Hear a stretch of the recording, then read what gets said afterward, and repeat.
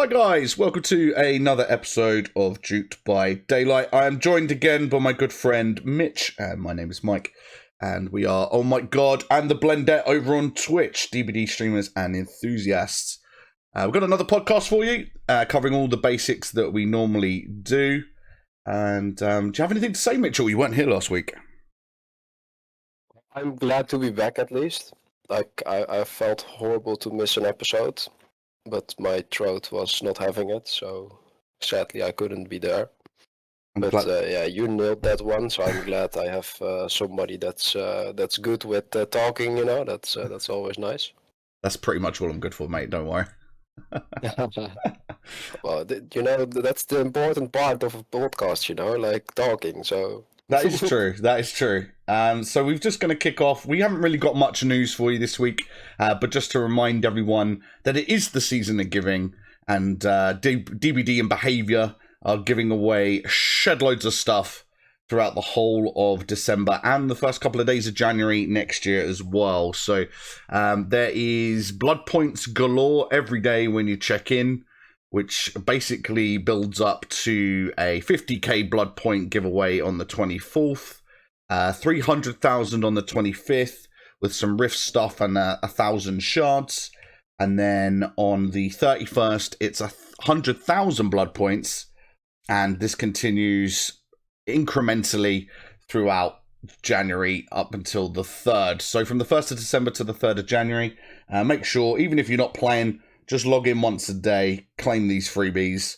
It's always good in the season of giving for them to give out this sort of stuff. But they probably want people to be playing over the Christmas period because most people are very busy over the Christmas period. So, you know, they want you to play DBD, of course. But it's nice that they're giving back to the community. And with all these blood points and the new Killer and Survivor that have recently come out, I think it's quite nice because it means you don't have to grind as hard as you probably would to level and prestige those characters up. So yeah, I think that's about wraps it up for the news. It's just to let everybody know you should be logging in every day to get these free awards, basically. Shall we move on to our... Yeah, go on. It's literally the one thing you need to do, like just log in the morning or something, receive the blood points, and you can do whatever you want after that, you know? Like, yeah, log in, log free. Out. Cash in, cash out.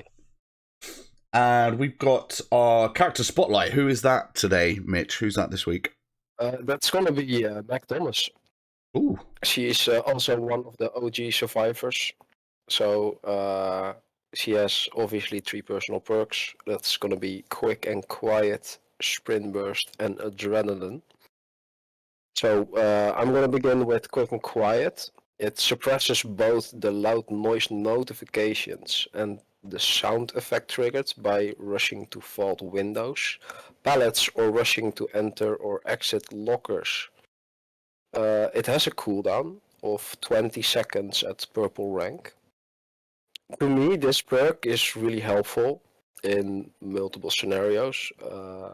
If you obviously vault something, like if you compare it with like head-on or with like light or something, like it can do so much. You can lose chases with it, you can be a bit stealthy with it. So like number-wise, I would say definitely a 7, because a killer can get confused by it. So it's pretty good in chases and stuff like that, and also to be a bit stealthy, if you like as well. Then we have sprint burst, and that's when starting to run, break into a sprint at 150% of your normal running movement speed for 3 seconds. When you use it, you're going to be exhausted for 40 seconds at purple rank. And you cannot use sprint burst when you're exhausted, obviously. You see this perk a lot lately because of like the meta changes. It's pretty decent. You can bait like a hit out for the killer and then just run away quickly.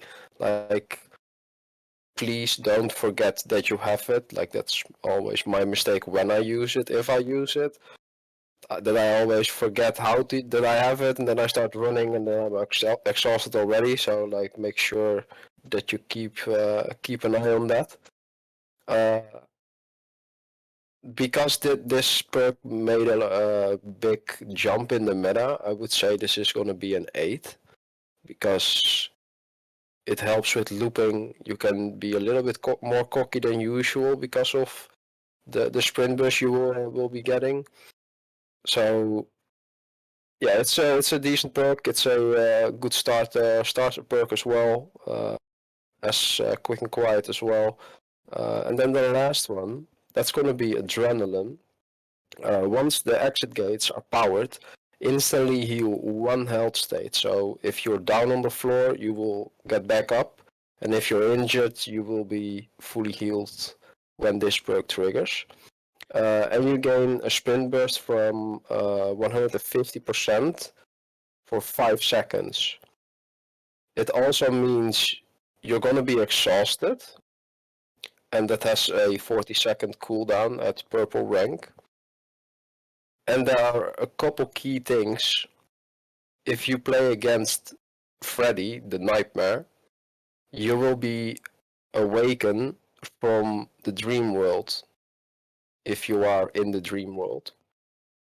And adrenaline is on hold if you are disabled at the moment it triggers, and will instead active upon being freed. So if you're on the hook and you have adrenaline, you get saved, you're fully healed instantly, because of you already being hooked.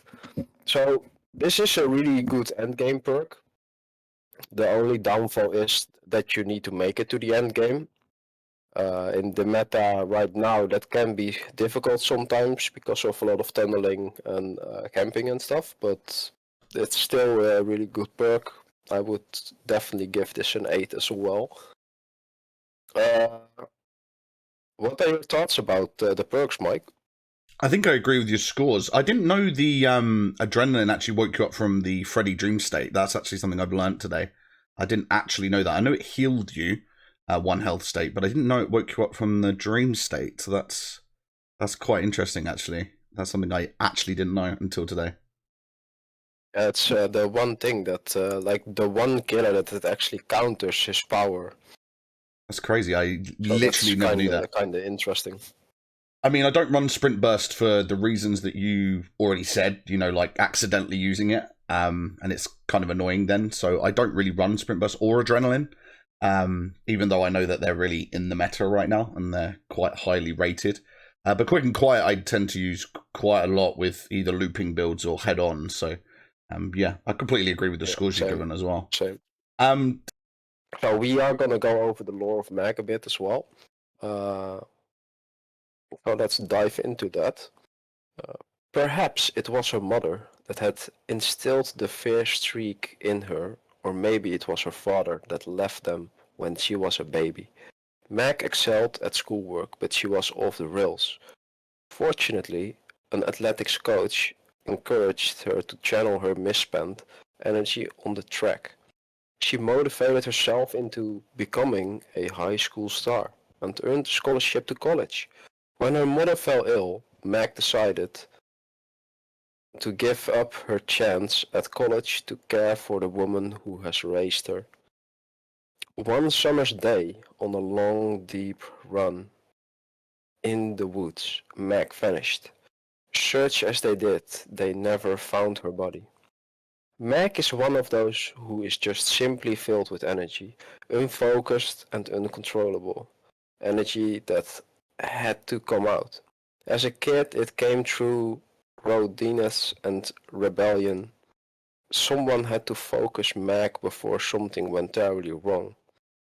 Fortunately, someone did. She started to run, maybe from something undefined that fueled her energy. So to run equally life, but to run now might attract those being that crave the pain of others. But as she runs from something instead of towards it, she understands something. She understands that speed is not of the essence. It's reaching that finish line. Rather last but still breathing. She deluded whatever is out there as she glides through obstacles and fear, thus managing to stay alive. So what I get out of this lore is that she has been going through a rough time, for sure. Q&A? Yes. Okay, so you weren't here last week for the question from Eve, Lost in DBD, which was, if you could design a map, what would you design, and how would you go about it, and what would you have in it? What would the themes be? That was basically the overarching point of the question. So what would you like, Mitchell, off the top of your head? Well, we obviously have Trickster with Union in the game, Mm-hmm. but they came out without a map. Ah, yes. And like they are like based around like K-pop and stuff like that. Mm-hmm. So to me, it would be like really nice, and like you can make this like also like an inside map for a change, right? Like they mostly release outside maps. Yeah. So like they can make an inside map as well, like a concert hall or something, you know? Ooh, okay, I like that. Where you have like a big main uh entrance where everybody comes in, and then you have like the podium and all that kind of stuff where you perform and all that stuff. And Ah, like you have okay. the stands and like dressing rooms and like everything like what you normally have in like a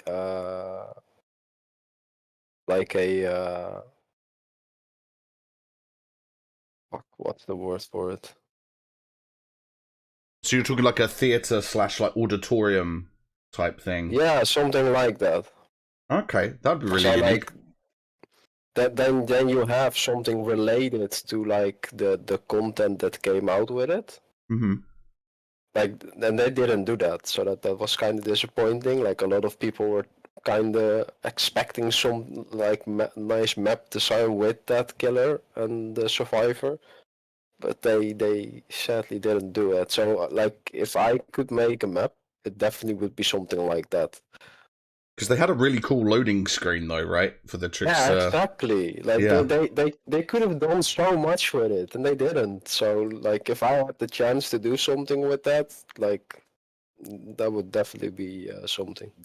Did they do a Even though map? it's a bit late, you know, but still. Did they do a map for Blight and Felix?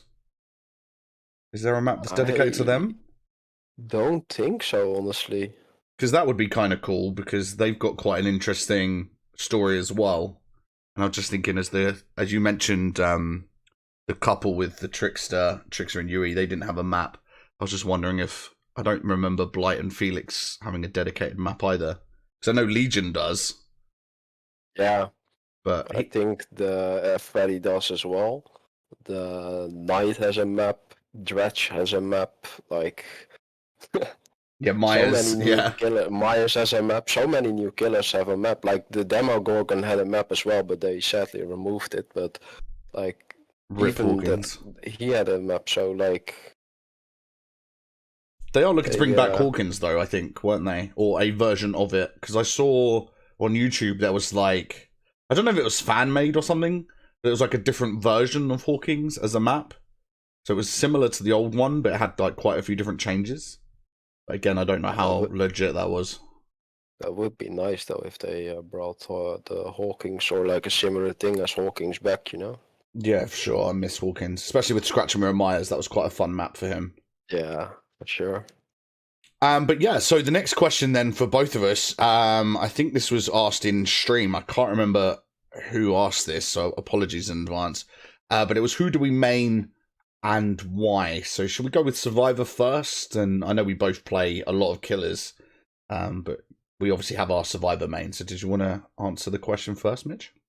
Yeah, sure. Well, obviously, because I'm called the Blendette, my main is Claudette.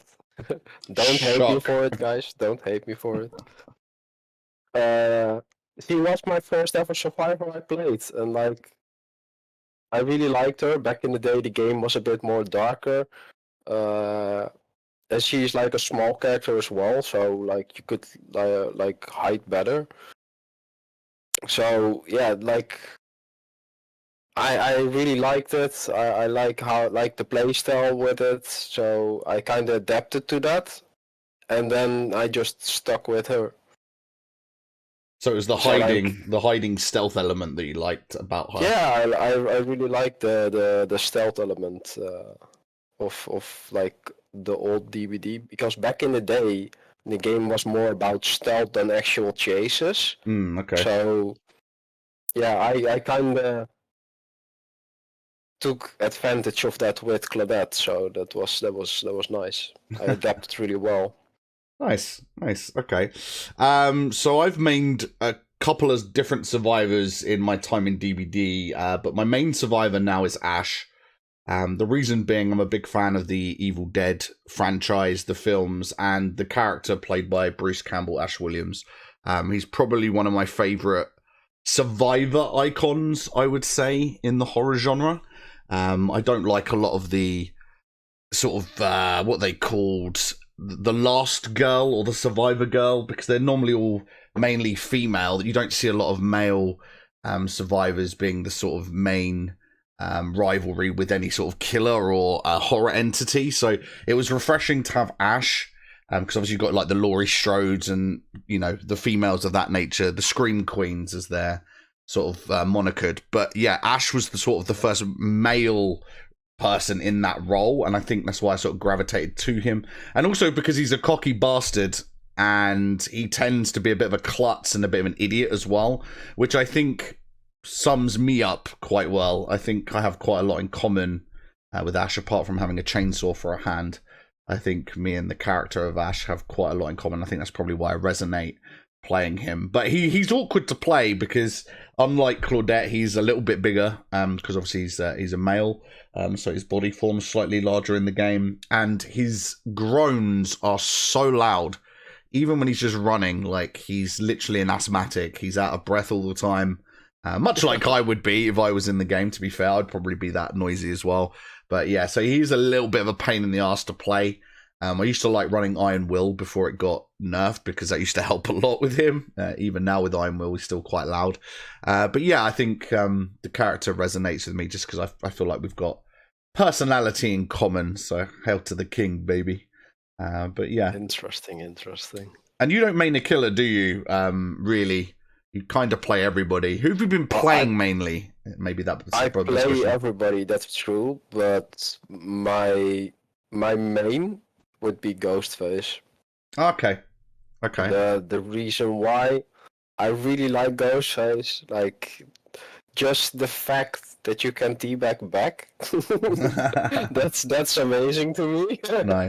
Nice. And then they recently released the What's Up mask, and that's the best mask they ever made for Ghostface in this game.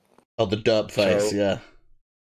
yes. Nice. So obviously I'm running that, and yeah, like I like as well as like how I enjoy stealth on like my survivor side, I also enjoy stealth on the killer side to maybe catch some people off guard, to scare the shit out of people. You know, like it's fun. Uh, that's how I look at like a horror game, right? It needs to be scary. So, And then like with like the derp face, you can also meme a bit, you know, like it's all funs and giggles as well. so both of your characters are actually based on stealth then, actually. I hadn't put the two and two together before, but Claudette and Ghosty are both kind of stealthy. Yes. Okay. So like the name Blendette obviously comes from Claudette. A lot of people call her the Blendette, so that's why I took the name. But in a way, like it also shines a bit on my killer, what I like to play as killer. So like it's perfect for me. You're blending into the environment. Exactly. Nice. Okay. Yeah, so I guess I've gone back and forth with who I main, and much like Survivor, I've sort of picked a character up, played them for a while, and then moved on to somebody else. But if I was to say who I main right now, it's probably Trapper. Again, one of the weaker killers in the game, in most people's comparison charts, probably the weakest in some people's opinions. But I don't know, I've got a certain soft spot for him. And I like the fact that he's kind of different in the way that he's not as chase orientated. You can be methodical and try and be tactical with the traps and where you place them. And hopefully if you come in with a good enough game plan, you can execute it, even though Trapper is the weakest killer probably in the game. So I think that's what I like. I wish that he got buffed a little bit, to be honest. Like Bloody Coil, I think, should probably be base kit rather than an Eerie add-on, because otherwise people are just disarming his traps and he's weak as shit. But yeah, I think I like him because he's got a slightly different approach, whereas a lot of the other killers, you do have to chase. There is still chasing with Trapper, but I like the fact that you can try and be sneaky with, like, putting traps where you think survivors are going to go. Trying to outthink the survivors, I think, is the element of that I enjoy the most. But again, you still have to chase them at the end of the day because, you know, you're probably only going to catch 1 or 2 people in your traps. So yeah, I'd probably say I main Trapper at the moment. It's also like a little bit of RNG with Trapper, right? Like most killers, it's like, okay, you need to chase, and if you're a mouse 1 killer, you don't have anti-loop, then you need to try and mind game pallets if it's not a safe pallet. And like with Trapper, you potentially have a trap there, so the survivors need to be careful as well. And then like you can get somebody in a random trap somewhere as well. So like it's a bit of RNG as well in there. And I really enjoy the challenge because he is the weakest killer. So, like, when I win with Trapper, it feels a lot more satisfying because I haven't won with, like, Blight or Nurse, if that makes sense.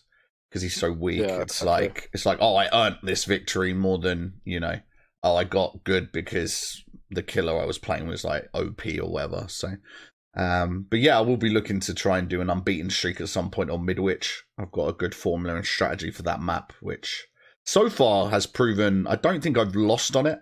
The worst I've done is a draw, but other than that, I normally win 3Ks, 4Ks. So it's taken a lot of blood points, though, to get there. I've got 1 Midwich map offering, and I've literally spent 2 million blood points on him recently. So I'm not exactly thrilled at how long this is going to take to put into action, but yeah. I feel you, dude. I feel you. I did it with Jumpscare Myers, and it's a hell to get just inside maps in general. So it's stressful, man. It's stressful.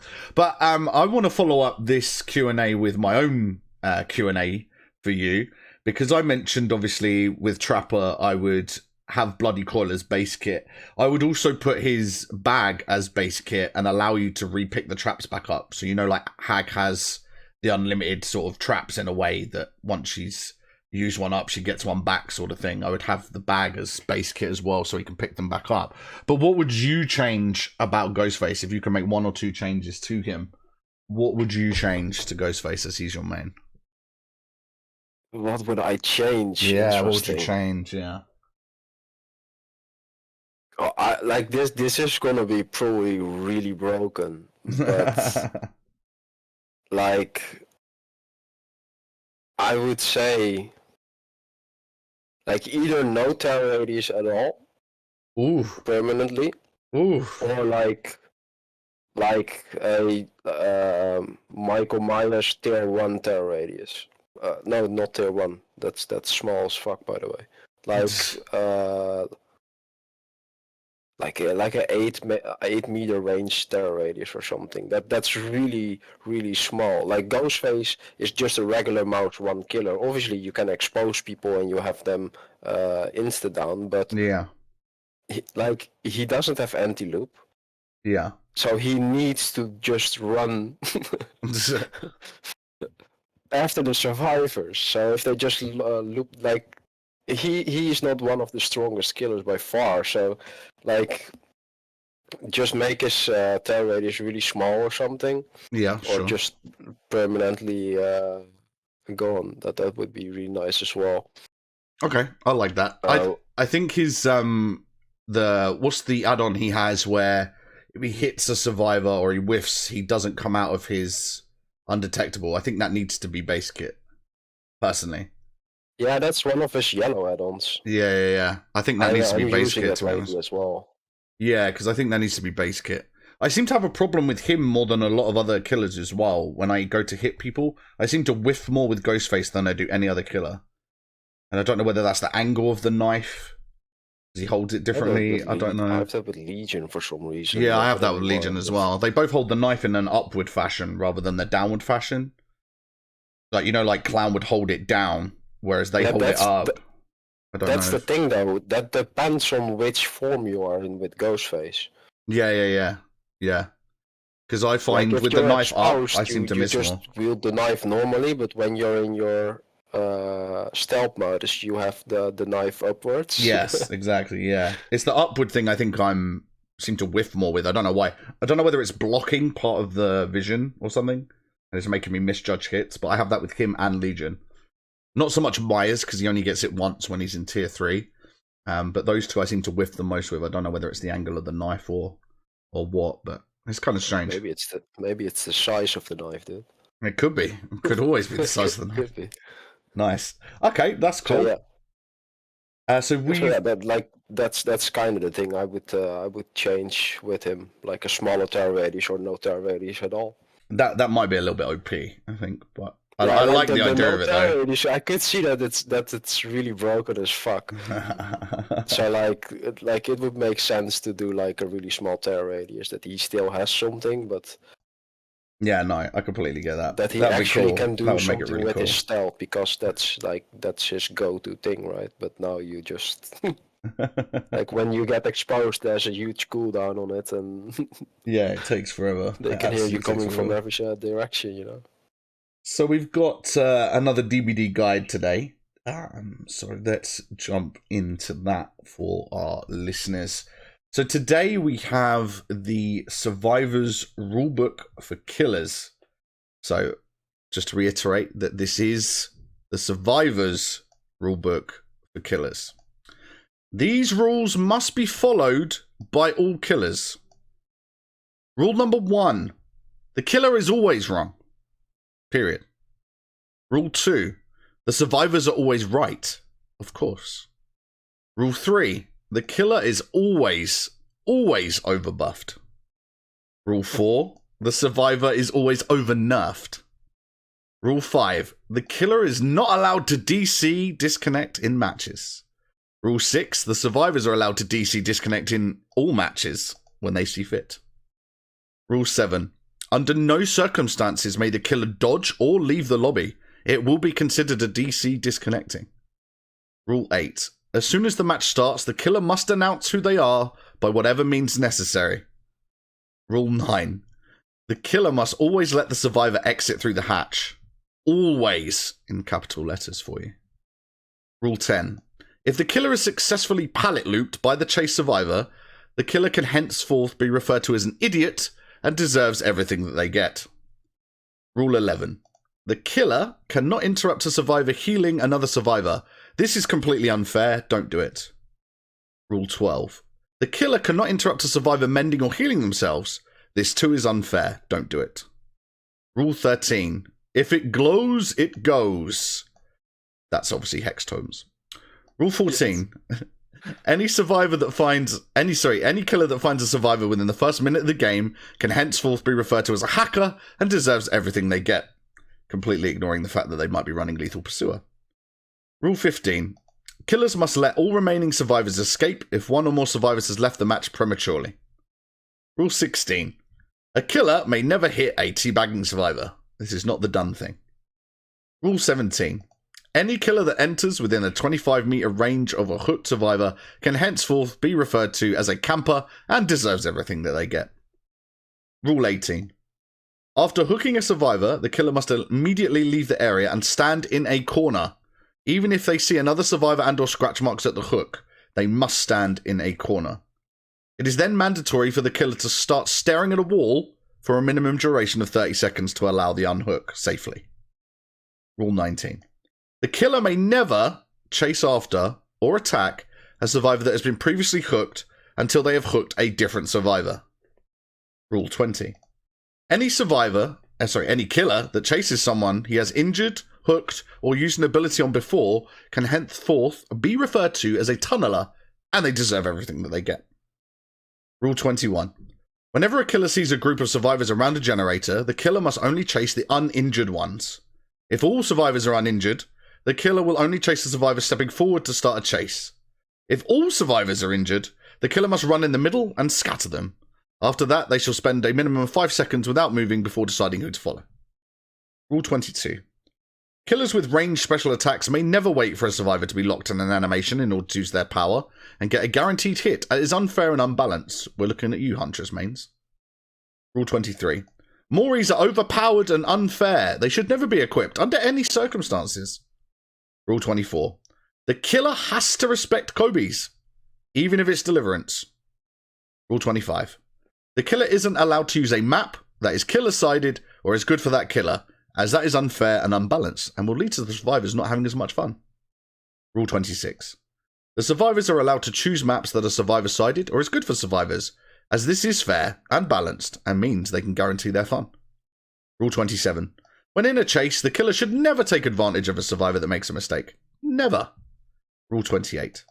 When being baited by a flashlight or loud sounds, the killer must always play along and mindlessly follow that survivor. Rule 29. If survivors want to farm points in a match, the killer must cooperate with these survivors, no exceptions, and give them maximum blood points. And there you go, guys. They are your 29 rules that you must follow if you wish to follow the Survivors Rulebook for killers. Like, when I found this, I was laughing my ass off.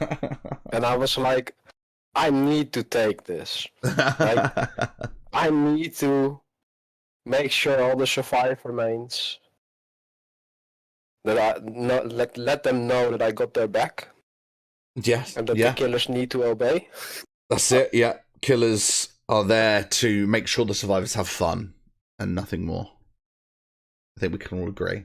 Like, obviously it's not about the killer's fun. Like, no, why would it be? Yeah. Exactly. They're not human. Those killers aren't human. They're bots. Okay, that's great. I love that guide. I love these guides. I hope we've got a plethora more of these for the upcoming weeks, because they're a golden shining light. So we got Shrine of Secrets next, right, for this week? Yeah. Okay, do you want to kick us off? That's correct. Yeah, let's go. Let's start with Dragon's Grip. That's a blight perk. The first survivor interacting with the damage generator will scream, revealing their location for 4 seconds and suffer from the exposed status effect for 60 seconds. It has a cooldown of 80 seconds at purple rank. You don't see this perk often. I do know there is a challenge in the tomes for it. So mostly when you see it, they probably are doing a challenge, or they are doing the Blight Adept. Honestly, with the killer meta, what's happening now is a lot about gen kicking. And that would not be a bad perk in there, honestly. Like, it can catch some survivors off guard, maybe. But, like, when people know it's in the game, it's not gonna be that great, I would say.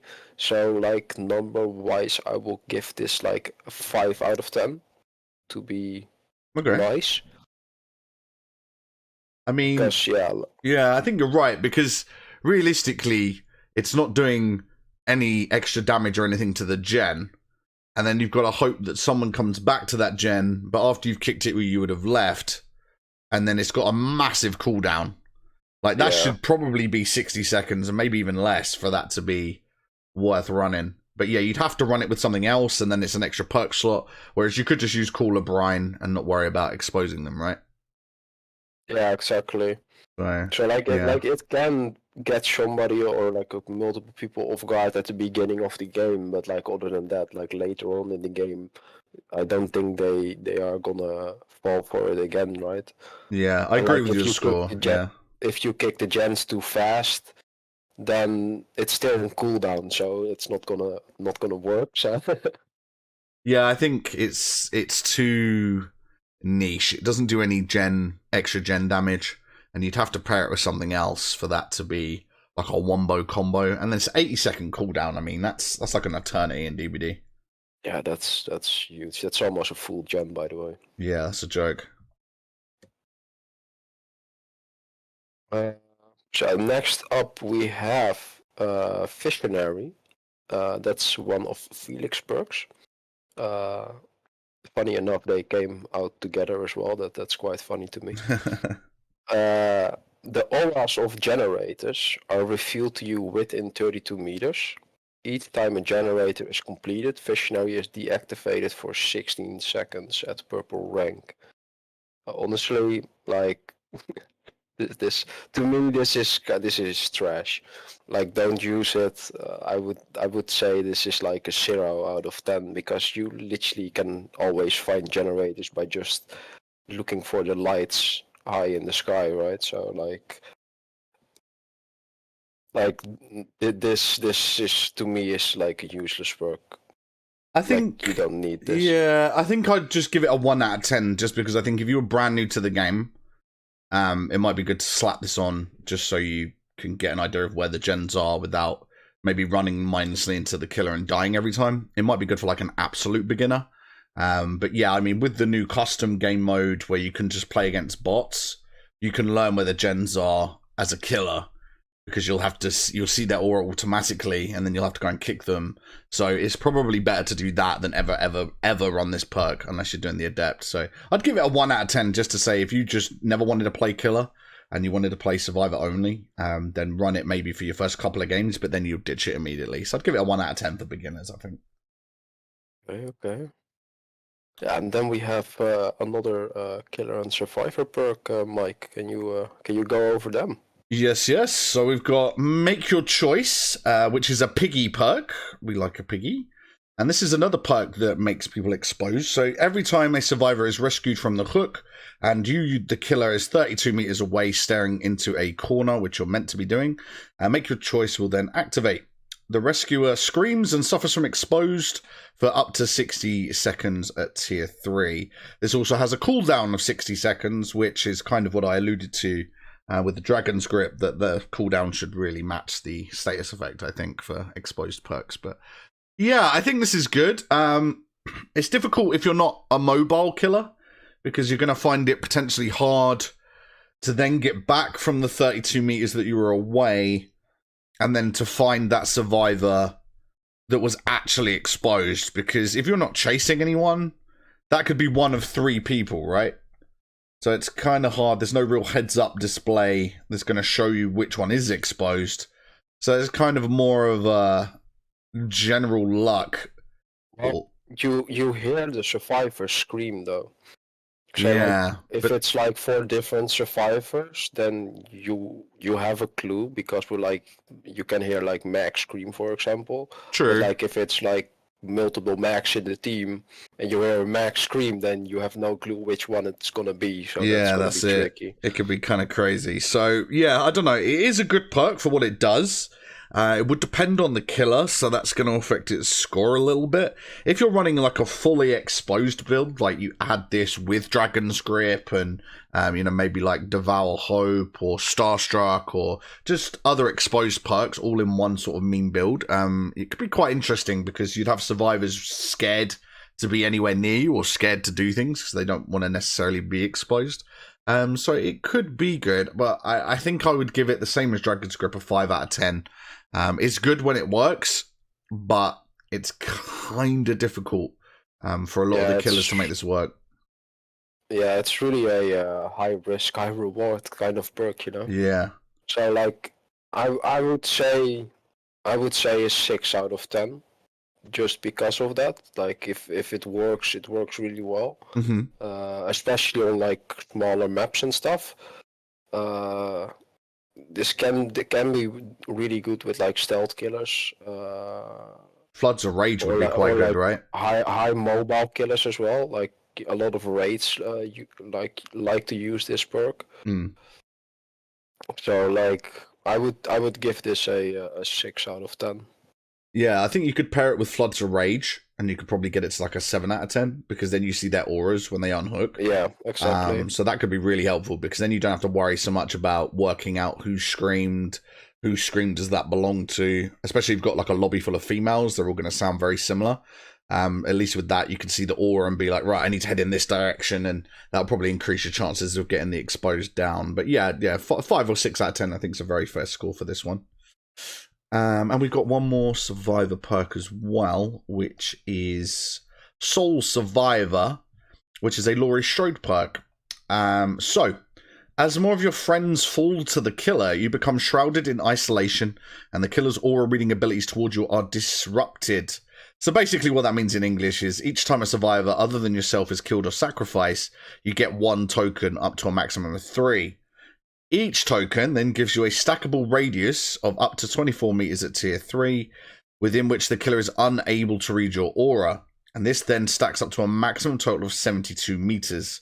So if the killer's got some sort of aura reading ability, then this will obviously impact that massively. But if they're not, then this perk kind of falls on its face. Once you are the last survivor standing, though, you benefit from the following effects. Your generator repair speed is increased by 75%, which is kind of dumb because if you're the last survivor, you're looking for the hatch. You're not going to be worrying about doing gens.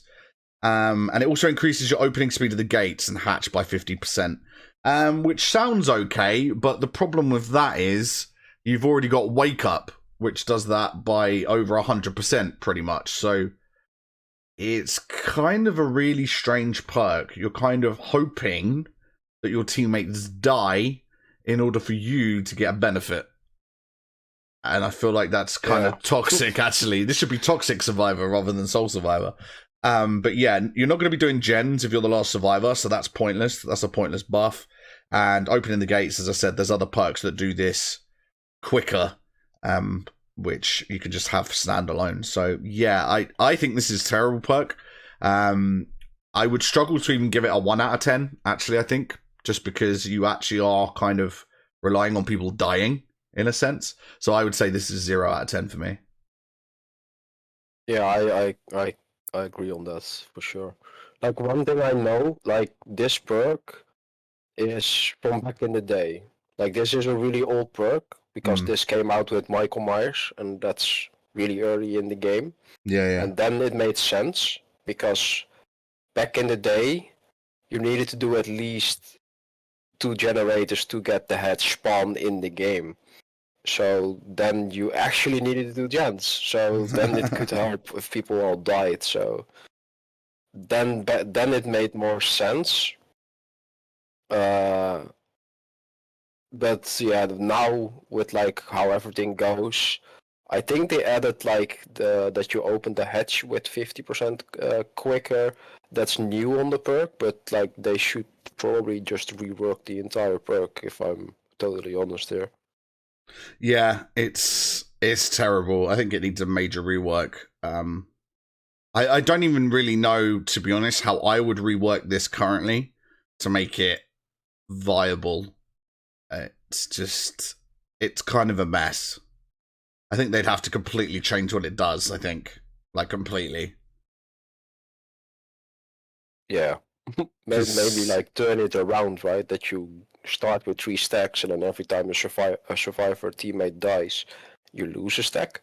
Maybe something like that. Then you have maybe a little bit of benefits to it, but like... Yeah, like a reverse thanatophobia kind of thing. Like you get stats. Yeah, something like that. Like then you have actually like you begin like with the 72 meters or reading block as I can say that, and then like you kind of need to work as a team to actually have value with this perk. Like if somebody dies, you lose a stack on that perk, and then at some point you don't have that perk anymore. So then the entire value of the perk is gone. So you kind of wanna save your team and help out and. Yeah, something that encourages teamwork rather than, I'll just let them die on hook because I'm going to get an extra stack. Yeah, exactly. It's crazy. Okay, cool. So that's the shrine this week. Nothing really too good in it, to be honest. So I can't really say make sure you go and grab that now from the shrine because they're all a little bit naff. But hey ho, there's so many perks of the game now. You got to have crap ones as well as good ones, right? So that's kind of where we're at. But that leaves us into our final segment of the show that I know everyone loves. It's our streamer of the week, and Mitchell's got somebody for us, haven't you, Mitch? Yeah, she is a really nice streamer called Wobby Panda. Really wholesome person. I also subscribe to her. Really nice community. She plays both sides, but she evolved to a killer main, funny enough. And she really loves Huntress. Like Huntress is her main. She really loves the oaks as add-ons. Like she always goes for them in the blood webs. Really interesting. But yeah, she is really nice, really kind. She has some nice. She has a nice community, and her schedule is Wednesday, Thursday, Friday, and Saturday, 8 p.m. EST. And she streams until 12 a.m., 1 a.m., and 2 a.m. On those days as well. So if you haven't already, for the people that know us, make sure to drop by, drop her a follow, let her know that you came through us, and show some love. Like it's always good to support fellow streamers, content creators in general. So make sure to show some love there. She really is into horror games. She mostly plays DBD, and if she plays something else on stream, it's probably another horror game. So if you are really into the genre horror, make sure to go there. Awesome. I literally just went and dropped her a follow as you were shouting her out because I was not familiar with her. So this is a new one for our weekly streamer of the week where it's someone that one of us doesn't actually follow or is aware of. So thank you for bringing me another great streamer that I can watch play DBD and other horror games. So yeah, I literally dropped her a follow right this second, which everyone else should do as well. That's the whole point of this segment, is to sort of expose in a very positive way positive streamers in the DBD community, so we can share the love and make sure our audience is getting to them, and everyone sort of mingling, so we can try and create the biggest and most positive DBD community out there. I think that's kind of the goal with this. So awesome. Yeah, everyone go drop her a follow. I think that's everything then. We've covered all of our bases. I don't think we've got any announcements. Oh, wait, we should probably recap our current one perk challenge that we're doing, right? Oh yeah, we can do that for sure. Okay, so I got all the stats. Yeah, I actually have as well. Well, I don't have as many stats as you, but I've got my win to loss ratio. So let's go with you then, Mitchell, because you're running Lithe for Survivor and Save the Best for Last for Killer. So what are your current stats at the moment as we stand? Well, really interestingly enough, I'm doing pretty bad on the Survivor side, in my opinion. I have played 33 games so far. I am on day 6 out of the 30. And I have won 16 games and I've lost 17 games. So on the Survivor side, I'm kind of lacking at this moment. I'm going to try my best to recover from this, because I know I can do better than this. And on my killer side, obviously save the best for last. I've played all the killers at least once. And I've played 50 matches in total. And I've won 29 and lost 9. So if you ask why the numbers don't add up, the draws are not counted. So, but I still keep track of how many games I've played. Nice. So, how is the self-care Noed going for you, my guy? Well, I'm still horribly regretting using self-care. I did that from the first game that I played. I realized that it was a really, really bad move, and I hated myself for picking it. But not too bad. So we're on 18 escapes or wins and 11 losses, which isn't bad. So we're in the plus column so far. You're in the plus, dude. The funny thing is, I didn't realize, even playing with randoms, how much other people were gonna fucking heal me. So I've literally got use of self-care fully from the beginning of healing to the end of healing with self-care on its own. I've done it twice. Twice in 29 games. Twice.